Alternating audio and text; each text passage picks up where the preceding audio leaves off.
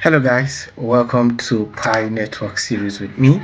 My name is YSG and I'll be taking you through guys the Pi Network series.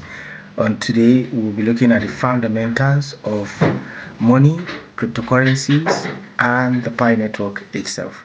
But before we begin, I want to put out a disclaimer out there that I am not part of the core team, neither am I representing the core team in any way.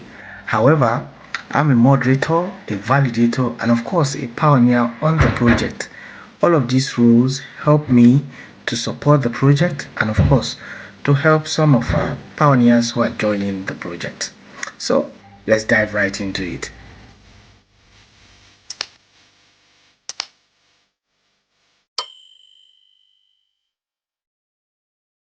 As we look at these fundamentals, please let us pay attention to how we are going to discover some patterns.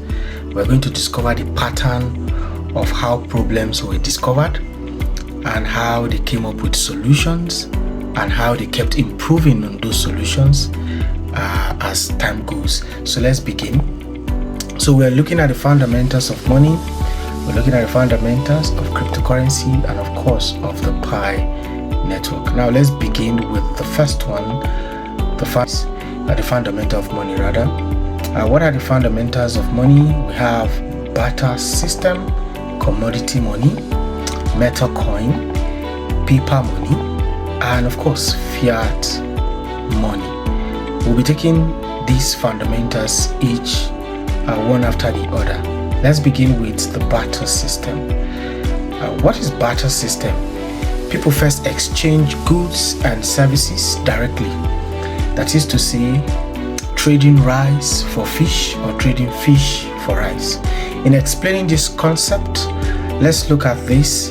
Let's say we have two friends. One, his name is Ejiro and he deals in agricultural product, yam. And we have another friend, he deals on agricultural product and his palm oil. His name is Raphael. So Ejiro comes to the market with his yam, Raphael comes to the market with his palm oil.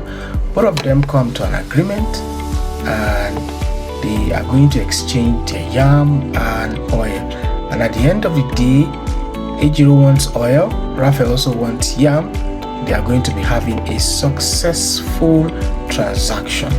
So they both have what they want. Now there seems to be a problem here. And what is that problem? Now let's look at it. Still on the barter system, why it is not sustainable, why it is not efficient enough, is simply because for barter system to work, both the two partners must need towards what the other have. That is to say, if Ejiro comes with his yam and Raphael also, which happens that he has oil, if both of them come together, it means Ejiro must want oil and Raphael must also want yam for both of them to come to an agreement. But in this case, Ejiro does not want oil and Raphael does not want yam. Now when they come together, that transaction will not be successful. And that's the problem that the barter system has. Now, what would be the solution to this? Let's look at what the solution to the barter system will be. The solution to this barter system will be commodity money. Now, to solve this issue, people started using valuables, items like gold, like silver, cowries to exchange for goods and services. So that is to say, if Ejiro comes to the market with his yam and Raphael comes to the market with his cowries, Ejiro and Raphael can come to an agreement with what they both have and Raphael will be able to purchase yam with his cowries. And that was the solution to that problem, meaning bringing commodity money, valuables are now being exchanged instead of barter. But then this seems to have a problem, because how do you measure one yam to one cowries? Ejiro may decide to say, I'm giving one tuber of yam for 50 cowries. Raphael may say, no, I'm giving one cowries for 50 tubers of yam. Ejiro may decide to accept a 1 ounce of gold for 50 tubers of yam. and Raphael may say, no, I want to give you 0.5 ounce of gold for 20 pieces, 20 tubers of yam. So it means that there is no stability, there is no equilibrium. So the thing now happens that the government needs to provide stability, needs to provide standard. So it means commodity money could not actually solve that problem. So now I will see how the pattern is developing. We had a problem with the barter system. We brought a solution of commodity money. Now we are seeing the problem of commodity money, and we're about to bring in another solution. What is the solution for commodity money? That now happens to be MetaCoin. Now, how did MetaCoin come in place? How is it going to be effective? So government began to mint a coin made of precious stones, ensuring that there are standards and there are value. So that is to say, if Ejiro goes to the market with his yam and Raphael decides to come to the market with his MetaCoin, and Ejiro decides to supply one tuber of yam, and Raphael decides to give one MetaCoin for his tuber of yam, it means that Ejiro is going to be getting 1 meta for 1 tuber of yam, and Raphael is going to be getting 1 tuber of yam for his 1 MetaCoin that he has released. Meaning that 1 tuber of yam is now equivalent to 1 MetaCoin. So that was it. Now don't forget that gold, silver, and cowries were the valuables that were used to exchange for goods. So it means these valuables have now been converted, not converted directly, have now been equated to one metal or to MetaCoin as a means of exchange, because it has a standard. So it means the gold, the silver, the cowries, all of them now equate to a MetaCoin. But then this seems to be a solution to the commodity money. Now, what is the problem with this kind of transaction? The problem is pretty simple. It means that if Raphael wants to get 50 tubers of yam from Ejiro, Raphael will need to carry 50 MetaCoins. Or maybe he wants to get 1,000 tubers of yam from Ejiro, Raphael will need to carry, if he wants to get 1,000 yam from Ejiro, Raphael will need to carry 1,000 MetaCoins, and that is heavy. Now that seems to be another problem. Now what is the solution to this problem? How do we approach it? Then they came up with something called paper money.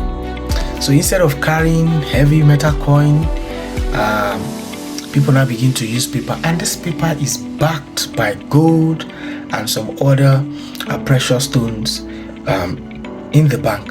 So that is to say, if Raphael goes to the market with his paper money,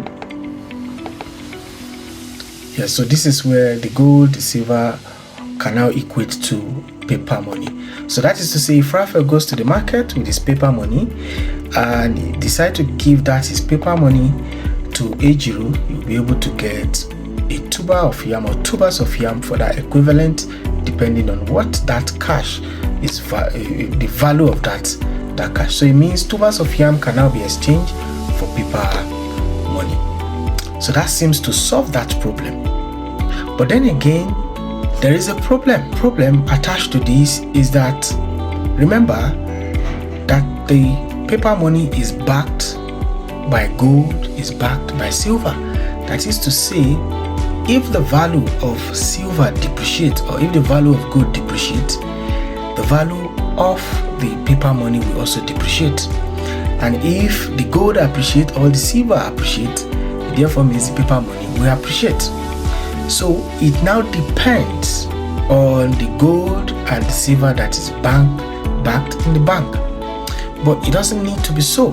So that happens to be the problem. So how do you solve this? And the government had to come up with what they call fiat money. So this fiat money is not backed by silver, it's not backed by gold. So eventually government had to declare money as a legal tender. It means it must be acceptable for transaction, even though it is no longer backed by gold or backed by silver. So its values will now come. It's no longer backed by gold, and that is why it is this way. So its value must now come from the government, and of course come from the economy.